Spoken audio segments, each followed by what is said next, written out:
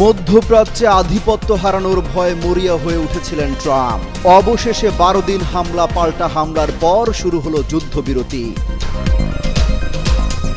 মার্কিন আধিপত্যবাদকে বৃদ্ধাঙ্গুলি দেখিয়ে কাতারে হামলা চালানোয় ইরানের রাস্তায় রাস্তায় বিজয় উল্লাস। ইরাকেও হয়েছে বিশাল শোডাউন মিছিল। ইরানের কাছেই মাথা নত করতে বাধ্য হলো যুক্তরাষ্ট্র ইসরায়েল। রীতিমতো বীরের উপাধি পাচ্ছে খামেনি প্রশাসন। যুদ্ধবিরতি শুরুর আগ মুহূর্তে ইসরায়েলে ধ্বংসযজ্ঞ চালালো ইরান। এই যুদ্ধে সবচেয়ে ভয়াবহ হামলা বলছে তেল আবিব। মধ্যপ্রাচ্য থেকে মার্কিনীদের নিশ্চিহ্ন করার মিশন শুরু করেছিল ইরান। ভয় আর আতঙ্কে আগেই ঘাঁটি থেকে সটকে পড়ে ট্রাম্প বাহিনীরা। প্রায় 2 সপ্তাহের সংঘাতের পর ইরান ও ইসরায়েলের মধ্যে যুদ্ধবিরতি শুরু হয়েছে। ইরান ও ইসরায়েলি সংবাদ মাধ্যমগুলো যুদ্ধবিরতি শুরুর বিষয়টি নিশ্চিত করেছে, তবে এর সময় ও শর্ত নিয়ে বিভ্রান্তি রয়ে গেছে। এর আগে ইসরায়েল ও ইরান একটি সম্পূর্ণ সর্বাত্মক যুদ্ধবিরতিতে সম্মত হয়েছে বলে সামাজিক যোগাযোগ মাধ্যমে এক ঘোষণায় এই কথা জানান মার্কিন প্রেসিডেন্ট ডোনাল্ড ট্রাম্প। মঙ্গলবার এই তথ্য জানিয়েছে মার্কিন সংবাদ মাধ্যম সিএনএন। তাদের প্রতিবেদনে বলা হয়েছে, ইরান ও ইসরায়েলের কয়েকটি সংবাদ মাধ্যম জানিয়েছে 2 দেশের মধ্যে যুদ্ধবিরতি কার্যকর হয়েছে, তবে এই যুদ্ধবিরতি ঠিক কখন এবং কি শর্তে শুরু হয়েছে তা নিয়ে এখনো স্পষ্টতা আসেনি। মার্কিন প্রেসিডেন্ট ডোনাল্ড ট্রাম্প প্রথমে একটি সামাজিক যোগাযোগ মাধ্যমে পোস্ট দিয়ে যুদ্ধবিরতির ঘোষণা দেন। জানান এটি ঘোষণার প্রায় 6 ঘন্টা পর কার্যকর হবে।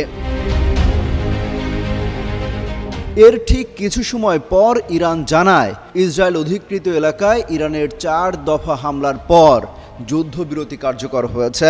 ইসরায়েলি সংবাদ মাধ্যমগুলো জানিয়েছে যুদ্ধবিরতি শুরু হয়েছে। ট্রাম্প বলেন, 24 ঘন্টা পূর্ণ হওয়ার পর বিশ্বের সামনে 12 দিনের যুদ্ধের আনুষ্ঠানিক সমাপ্তি উদযাপন করা হবে। উভয় দেশ এই সময়কে শান্তিপূর্ণ এবং শ্রদ্ধাশীলভাবে অতিক্রম করার প্রতিশ্রুতি দিয়েছে বলেও জানান তিনি। ধারণা করা হচ্ছে, মধ্যপ্রাচ্যে যেভাবে মার্কিন ঘাঁটিগুলোতে হামলা শুরু করেছিল ইরান, তাতে আধিপত্য হারানোর শঙ্কা দেখা দিয়েছিল। এতেই তাড়াহুড়ো করে যুদ্ধবিরতির পথে হাঁটে যুক্তরাষ্ট্র। অমিত হাসান রবিন, যুগান্তর নিউজ। এ যেন বিশ্বকাপ জয়ের উল্লাস ইরানিদের, এ যেন তার চেয়েও বেশি। এ যেন গৌরবের আর মার্কিন আধিপত্যবাদকে বৃদ্ধাঙ্গুলি দেখানোর উল্লাস। এতদিন যে ভয় আর আতঙ্ক ছড়িয়ে আসছিল যুক্তরাষ্ট্র, তার সব দম্ভ যেন ভেঙে চুরমার করে দিয়েছে ইরান। কাতারে যেভাবে মার্কিন ঘাঁটিতে হামলা চালিয়েছে ইরান, এই সাহস এতদিন বিশ্বের কারো হয়নি। এক কথায় দেখিয়ে দিয়েছে ইরান। আর এতেই যেন আত্মা বেরিয়ে আসার মতো অবস্থা বিশ্বের সবচেয়ে প্রভাবশালী দেশের প্রেসিডেন্ট ডোনাল্ড ট্রাম্পের। রাস্তায় রাস্তায় ইরানিদের এই উল্লাসই বলে দেয়, আর নত যেন নয়, কথা হবে চোখে চোখ রেখে। কে যুক্তরাষ্ট্র আর কে ইসরায়েল এগুলো দেখার টাইমই নাই। পরমাণু কেন্দ্রে বিমান হামলার জবাব দিতে 24 ঘন্টাও অপেক্ষা করেনি ইরান। সব চোখ রাঙানি উপেক্ষা করে সোমবার রাতে রীতিমতো ঘোষণা দিয়েই মার্কিন ঘাঁটিতে হামলা চালায় ইরান। সেই হামলার প্রতিশোধ নেওয়া তো দূরের কথা, তড়িঘড়ি করে যুদ্ধবিরতির ঘোষণা দিয়ে বসেন মার্কিন প্রেসিডেন্ট ডোনাল্ড ট্রাম্প।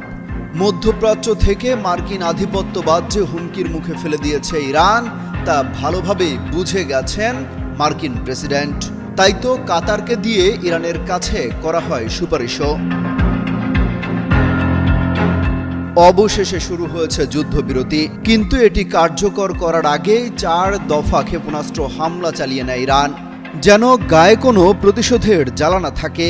তারপরও যুক্তরাষ্ট্র এবং ইসরায়েলকে হুমকি দিয়ে রেখেছে তেহরান, কোনো প্রকার এদিক সেদিক করলে পরিস্থিতি আরও খারাপের দিকে যাবে।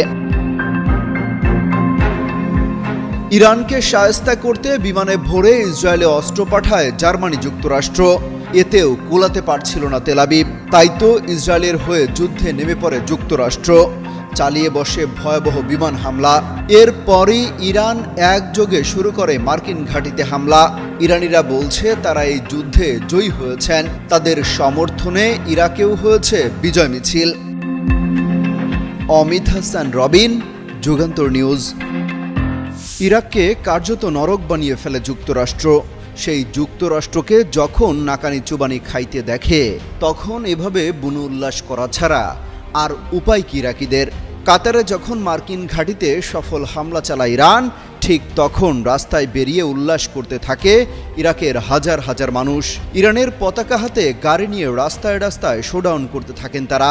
শুধু ইরাকিরাই নয়, 12 দিনের এই যুদ্ধে নিজেদের বিজয়ী ঘোষণা করেছে ইরানের মানুষ।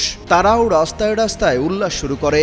রাতেই তারা মিছিল বের করে, গাড়ি নিয়ে রাস্তায় শোডাউন করার সেই ভিডিও সামাজিক যোগাযোগ মাধ্যমে ছড়িয়ে পড়েছে। মূলত কাতারে মার্কিন ঘাঁটিতে হামলার পরপরই যুদ্ধবিরতির জন্য উঠে পড়ে লাগেন ডোনাল্ড ট্রাম্প। অবশ্য কার্যকর হয়েছে যুদ্ধবিরতি, তবে যে কোনো সময় ইসরায়েল এই যুদ্ধবিরতি লঙ্ঘন করতে পারে বলেও শঙ্কা রয়েছে সমরবিদদের।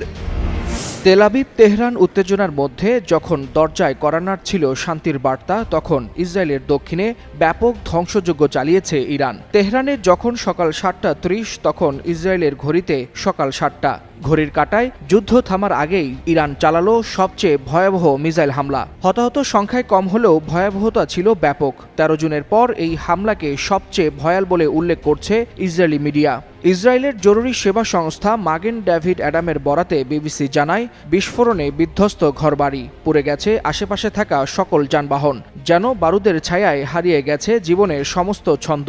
ধ্বংসস্তূপের নিচে এখনও চলছে উদ্ধার অভিযান, সেই সাথে দেওয়া হচ্ছে জরুরি চিকিৎসা সেবা। এমন পরিস্থিতিতে দেশটির দক্ষিণাঞ্চলে জারি করা হয়েছে সর্বোচ্চ সতর্কতা। প্রতিশোধের আগুনে যেন পুড়ছিল ইরান। মার্কিন বিমান হামলার বদলা নেওয়ার জন্য গা টকবক করছিল ইরানিদের। সেই রক্ত গরম থাকতে থাকতে মধ্যপ্রাচ্যে মার্কিন ঘাঁটিতে ভয়াবহ ক্ষেপণাস্ত্র হামলা শুরু করে দিয়েছে ইরান। যুক্তরাষ্ট্রের রক্তচক্ষু উপেক্ষা করে কাতার ও ইরাকে অবস্থিত মার্কিন ঘাঁটিতে ক্ষেপণাস্ত্র হামলা চালিয়েছে খামেনি বাহিনী। স্থানীয় সময় সোমবার কাতারের রাজধানী দোহায় অবস্থিত ঘাঁটিতে এই হামলা চালানো হয়। ইরানের সংবাদ সংস্থা তাসনিম নিউজ জানিয়েছে, ইরাক ও কাতারের সামরিক ঘাঁটিগুলো লক্ষ্য করে ক্ষেপণাস্ত্র হামলা শুরু করেছে ইরান।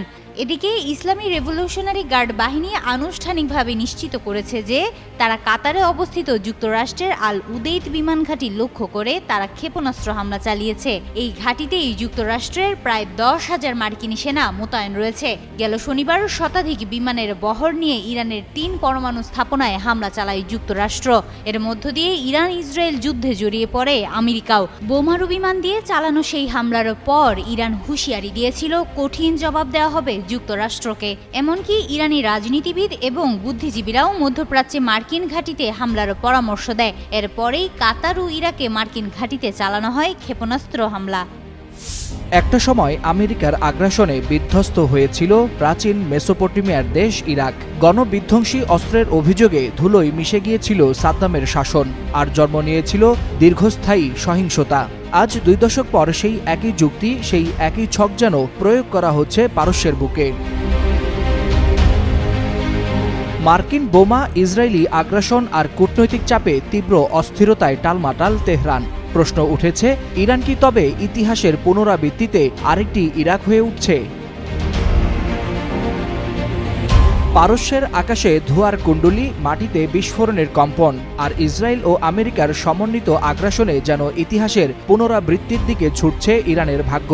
13 জুন থেকে শুরু হওয়া ইসরায়েলি বিমান হামলার ধারাবাহিকতায় 22 জুন ভোরে যুক্তরাষ্ট্র আচমকা আঘাত হানে তেহরানের 3টি পরমাণু স্থাপনায়, আর তখনই বেজে ওঠে বিপদের ঘণ্টা।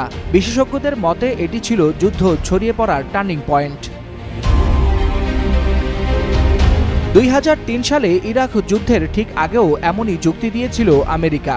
সাদ্দামের হাতে নাকি ছিল গণবিধ্বংসী অস্ত্র। আজ ইসরায়েল বলছে ইরান নাকি পরমাণু চুক্তি ভেঙে পারমাণবিক বোমার পথে হাঁটছে। আর সেই আশঙ্কা থেকে এবার বাংকার ব্লাস্টার বোমা ফেলে ধ্বংসের চেষ্টা করা হয় ইরানের 3টি পরমাণু স্থাপনা। তবে ইরান বলছে তারা দমে যাওয়ার নয়। পররাষ্ট্রমন্ত্রী আব্বাস আরাকচি কড়া হুঁশিয়ারিতে জানিয়েছেন, এই হামলার স্থায়ী ফল ভোগ করতে হবে ওয়াশিংটনকে। এই আগুনে শুধু ইরান ইসরায়েল নয়, যুক্ত হয়ে পড়েছে মুসলিম বিশ্ব। ওআইসির সর্বশেষ বৈঠকে তেহরানের প্রতি জোরালো সমর্থন জানিয়েছে ইসলামাবাদ। তীব্র নিন্দা এসেছে দোহা, রিয়াদ ও ইস্তাম্বুল থেকেও। যুদ্ধ কূটনীতির কৌশলে রাশিয়ার প্রেসিডেন্ট ভ্লাদিমির পুতিনের সাথে দেখা করেছেন ইরানের পররাষ্ট্রমন্ত্রী। আয়রন ম্যান খ্যাত পুতিনের কাছ থেকে পরামর্শ নিচ্ছেন ভবিষ্যৎ যুদ্ধের রণকৌশলের। তবে অস্ট্রেলিয়ান প্রতিরক্ষা ও নিরাপত্তা থিঙ্ক ট্যাঙ্ক মাইকেল শোব্রিজের মতে ইরান এখন ভয়াবহ আকাশ প্রতিরক্ষা সংকটে। যে কোনো আকস্মিক পাল্টা পদক্ষেপ উল্টো ইরানকেই করে তুলতে পারে নতুন আগ্রাসনের লক্ষ্য। ওয়ালিউল হাসানাত, যুগান্তর নিউজ।